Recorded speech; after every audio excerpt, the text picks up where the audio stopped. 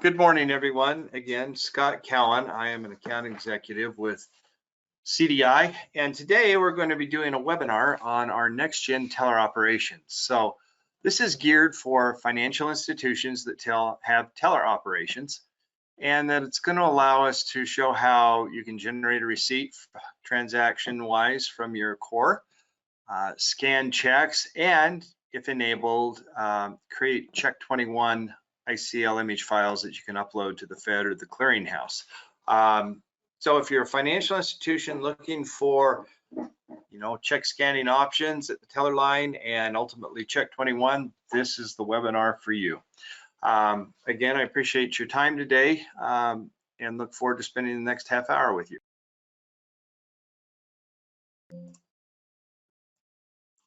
So the agenda for today, we're going to talk about how you can use a transaction from the core with receipt capture. And today's webinar is going to be centered around what we call post-scan teller check 21.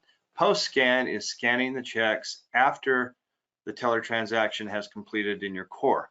However, we do offer a module for those customers using correlation or Scimitar with pre-scan. And pre-scan allows us to take the checks over the counter and scan them prior to the teller entering the line items, and it will populate into the core transaction system and then scan the checks at the front end instead of the back end. Either way works the same, other than just the process of scanning at the beginning or the end of the transaction. We're also going to talk about advanced fraud solutions. Now, that is a national database created by the largest banks. And what it does is it takes the deposit items that have come in through the affiliate banks, compares them to, a fraud database. In other words, if they had returns, if they had fraud issues, etc., duplicate checks, whatnot, and allows at the time of scan an alert if there's any issues on those checks. Now, the benefit of that obviously is if you can catch that during the deposit time frame, you can talk to the member or the customer and resolve that at that point, whether it's to add holds or tell them to go back to the the creator of the check and redo it. But instead of having to deal with it post clearing, you can deal with it at the time. We have a tie-in with our receipt capture system and our Check 21 solution that'll give you alert messages, and based on those alert messages you can set custom teller actions based on your policy. So in other words, if this needs to be a 3-day hold or a 5-day hold, depending on the alert that comes up, you have the capability to do that. Additionally, we're going to show you the receipt options. Once you finish that transaction, we take over the receipt process, and by doing so, we give you the ability to print off a thermal printer or a line printer. Some of you are still using that archaic technology, and send an email out. And you have a couple of different ways to format that email, but we'll show you how that works. We also have a very cool feature with texting, SMS notifications and approvals. SMS is basically texting the member on their phone number. It says, hey, thanks for coming in, and we've received your transactions. Now, back in the days of COVID, we also created a very neat tool. People were leery of coming into the branch, so we created an approval feature that, if desired, at the drive-through, the customer member can receive a text that said, this is the transaction, do you approve? They can reply yes, and they'll get an approval back at the teller line that says, yep, they approve it, and it's as if they had signed the receipt. So I won't be showing that feature today. It's kind of hard on a demo like this. I will show you the screenshot of the notification, however. Continuing on, we'll talk about how your members and customers can look at that through their home banking. So we integrate with most of the home banking systems in the financial world, and can show you how these receipts and deposit items can be shown at that time as well. We'll show you how to look these checks and receipts and combined lookup in our Laserfiche repository. And we'll also look at the teller checks in report, which allows you to balance to the core transaction on a daily basis. So some very, very good tools for you at the front end. And then we'll talk about, for those that want to continue on beyond just the scanning of the check, we'll talk about how our integrated Check 21 solution can work within your financial institution. So that'll be the agenda today. Housekeeping items, we're going to mute all of you. However, you can post your questions in the question box. So Julio and I will be monitoring that. And the slides and screenshots, although there aren't too many of them, will be available on request. However, I think most of you will want to watch the webinar, or if there's people in the organization that may benefit from that, that will be out on our YouTube channel here either later, well, probably early next week. So welcome you to share that and pass that on to those that might benefit from seeing it. So before we get going, again, Scott Cowan with CDI, very happy to be with you today and look forward to our time. As I say, if any questions, please post them in the question box. If you need to get hold of us or want to look at the YouTube channel we have on this and other topics, you can go out to youtube.com CDI, you'll find us. And I'll leave this up for a second. I am your account executive. If you have any questions or want to reach out to me directly afterwards, I can be reached at scott.cowan@cdi.support. Appreciate your time, and without further ado, we'll go ahead and get going on the presentation. Thank you. So one of the things we have to do is we have to generate a receipt. So the start of every transaction obviously begins with customer or member walking up to the teller line and, hey, I need to make a deposit. So for today's purposes, we have this mocked up teller screen. This is not part of the solution. This is just something we have that we can mimic a transaction. Obviously, we don't have the ability to go live on somebody's system. So we'll enter an account number of 1111. It'll pull up the member or customer's information. We're going to do a share deposit. And you can see down here that we have a checks in field. So on the post scan capability, which is what we're showing today, the teller will enter the check number and the dollar amount for each check, and we'll do 3 of them today. So the next check will be 117 in the amount of $300. And finally, we will have our last check, which is a commercial check, in the amount of $500. So you can see, all told, we have a deposit total of $1,050. So we'll go ahead and click finish, and that's going to generate our receipt for us. So you'll see the receipt pop up here in just a second. And that allows, this is what the customer member is going to see when you print this out on a thermal printer. But it also allows us to do a couple of neat things on the front end too. So you can see up at the top, I have check 21. And so we'll go ahead and start there. What this is going to do is fire off our integrated teller check 21 solution. It's going to scan the checks and bring those in. And it's going to do some really, really amazing things as it's doing so. So you can see that I'm finding out that there might be some problems with signatures, and these are sample checks. They're designed to fail. But you'll see that I have an invalid routing number. Well, that's because these are not good checks. So I'll go ahead and put in a valid routing number based on my financial institution. And you can see that I can now test that check. And so this is going out and checking against advanced fraud. And this is a real-time lookup. It can also do this automatically. So as you go through these checks, it will validate that. Now, one of the questions that always comes up is, oh, do you check for duplicates in the your repository? And the short answer is yes, we do. You can see there's another error message right here. It says click to view and compare. So since I've done a couple of these things, there's the check that's coming in today, and you can see there's actually 4 instances of it and the dates and times. But it allows you to check against, maybe the wife brought the check in or mobile deposited or something, and there's a duplicate. We've had other times when a employer issued checks and for whatever reason used the same check. The dollar amounts were the same for different individuals. You can verify that. So in doing so, we create a couple of different checks. One is obviously fraud, 1 is the duplicates. So when you look at that, it's good. We've checked that. No fraud. We'll go on to the next check.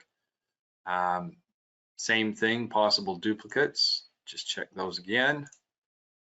Image errors, too light. Okay, and you have the ability, if you need to go in and clean this image up. And one of the things that's nice is you see the ICR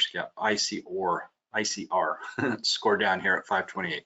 Anything above 500 says that the probability of not running into issues with the deposit items when they clear through the clearinghouse is high. So you can see that we've also got a semaphore that's, yeah, some critical errors, high ICR score, but that's above the thresholds. We have a high degree of confidence that it's going to clear. However, if you come to the next one, you can see that it's over 1,000. And since we know that we've got to fix this routing and transit number, we'll go ahead and take care of that.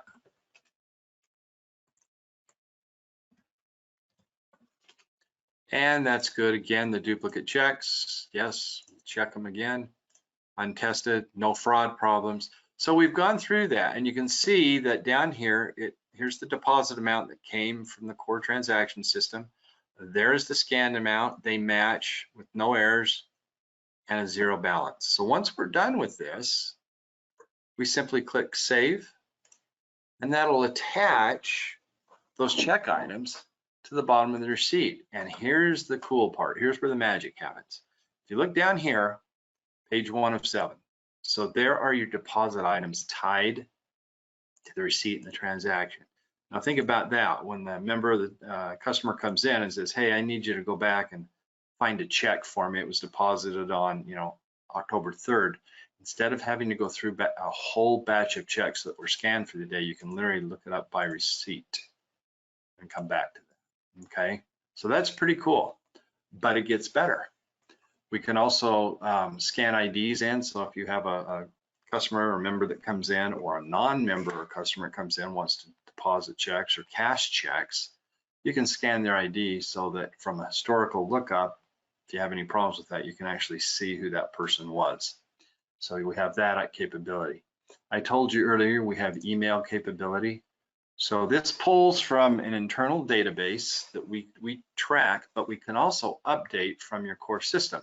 So if there's a default, we can save that as a default. If it needs to be changed for one time, you can change that to the one time.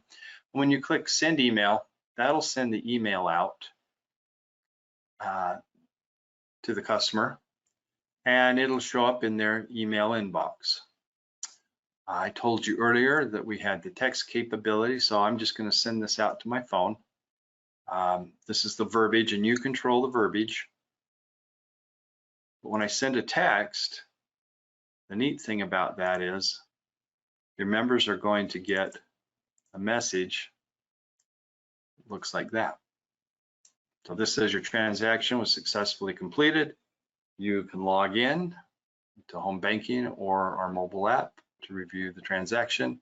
And if you want to link to the mobile app or the home banking, or in this case, they wanted to do a survey, you can certainly do that. So those two things are available for sending information out to your customers and your members. But what does that look like in email? Well, you have complete control over that, and there's a couple of neat items that'll allow you to determine that. And if you'll notice right here in my email, this is the receipt that just came in.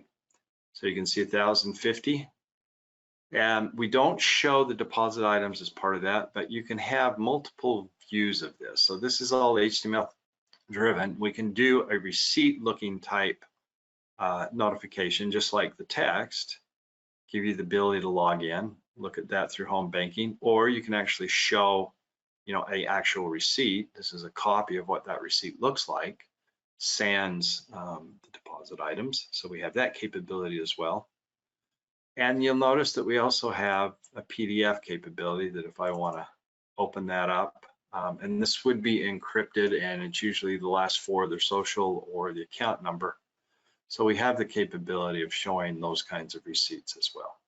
So quite a few options and capabilities with this, as far as, collaborating with your member. The cool thing though is if we go out to our home banking, and we look up and log in through our home banking, you'll see that we have the ability to view your documents. And in doing so, you can see today's transactions. And so if I pull that up, there's the receipt. I go to page 2, there's the deposit items, but your customers, your members can also download that as a PDF. So this has page 7, 1 of 7, that's the actual receipt. And there's the 3 front and back copies of the checks we scanned tied to that receipt, and all available real time in the system. Now, the other nice thing about that, however, is that all of those receipts and checks are stored in our repository. So you'll notice right here under today's date, if we come back in, you see that the transaction we just did today is there saved in the repository. And there's the same information. There's the receipt, the checks. And so this is an archive, and you can keep this information out for as long as your retention period calls for. So some customers will use this, 12 months plus current months. Some customers go back several years. You determine the historical length of how long you want to make those images available out through home banking, and if you want to store them. Now, the other thing we do is we also keep a copy of the deposit items. So the checks in, the cash letter files that you would create, if we look at today's date, you'll see that these are the different receipts or the checks that I've done today, and based on time. So if we open that up, there's the check, one of the checks we did front and back. But you'll notice that over in the field information, this is all the information that the Fed or the clearinghouse will need to clear those checks, okay? And with our system, if you're going to use our Check 21 solution, you do have the ability to pull out the on us items so you don't submit those, and you can process those internally with our Check 21 solution. So there's a lot of neat functionality built into this. Or if you don't want to use the Check 21 solution, you have the checks attached to the receipt for lookup and historical purposes. Still very, very powerful, okay? So we'll go ahead and shut that down and go show you the final items, which is how we deal with the teller balancing and everything at the end of the day.